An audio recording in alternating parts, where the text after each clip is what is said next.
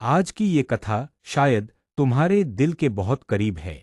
अगर तुमने कभी रात को चुपचाप रोकर भगवान को याद किया है, अगर तुम्हें लगा है कि सब दरवाजे बंद हो गए हैं, अगर तुम्हारी पुकार सुनने वाला कोई नहीं था, तो आज जो कहानी मैं सुनाने जा रहा हूँ, वो सिर्फ कहानी नहीं है, वो विश्वास की ताकत है। वो उस पल की सच्चाई है जब एक टूटे हुए इंसान की आवाज सीधे पहुंचती है कातू शायाम तक।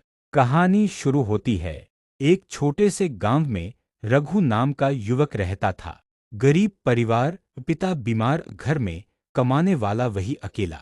दिन रात मेहनत करता, लेकिन जितना कमाता उससे ज्यादा खर्च निकल आता। ऊपर से कर्ज, गांव वालों के ताने, रिश्तेदारों की दूरी। धीरे धीरे रघु अंदर से टूटने लगा। लोग कहते, भगवान सबका भला करता है। रघु सोचता, अगर सच में करता है तो मेरा क्यों नहीं। सबसे कठिन दिन। एक दिन पिता की तबीयत बहुत बिगड़ गई। डॉक्टर ने कहा तुरंत इलाज के लिए पैसे चाहिए। रघु के पास कुछ नहीं था। उस रात वो पहली बार सच में टूट गया। वो मंदिर गया। अंधेरा था, दीपक की लौ हल्की हल्की जल रही थी। रघु घुटनों के बल बैठ गया। उसकी आवाज कांप रही थी। बाबा, मैं थक गया हूँ। मैंने मेहनत की, ईमानदारी से जिया, कभी किसी का बुरा नहीं किया। अगर आप सच में हारे का सहारा हो, तो आज मेरी पुकार सुन लो। मैं हार गया हूँ। उसकी आंखों से आंसू गिरते रहे, लेकिन उस रात उसके दिल में एक अजीब सी शांति उतर आई। चमत्कार कैसे हुआ? अगली सुबह रघु को शहर से फोन आया। कुछ महीने पहले उसने एक जगह नौकरी के लिए आवेदन दिया था, जिसका जवाब कभी नहीं आया। उसी कंपनी से कॉल था। उसे तुरंत काम पर बुलाया गया। ज्वाइन करते ही एडवांस रकम मिली।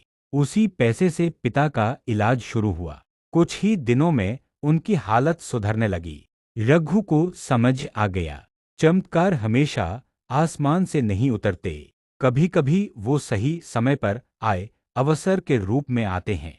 रघु को क्या समझ आया? उसे समझ आया, भक्त की पुकार शोर नहीं होती, वो टूटे हुए दिल की सच्ची आवाज होती है। जब इंसान सच में कह देता है, अब सब आप पर छोड़ दिया, तभी भगवान उसका हाथ थाम लेते हैं। अगर तुम भी किसी मुश्किल दौर से गुजर रहे हो, अगर तुम्हें लगता है कि तुम्हारी आवाज कोई नहीं सुन रहा, तो आज एक बार सच्चे दिल से पुकार कर देखो। हो सकता है तुम्हारा चमत्कार रास्ते में ही हो।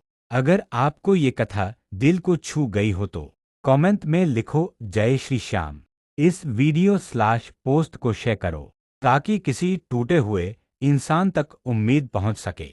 और ऐसी ही भावनात्मक कथाओं के लिए फॉलो जरूर करो, क्योंकि क्या पता है अगली कथा सिर्फ तुम्हारे लिए हो।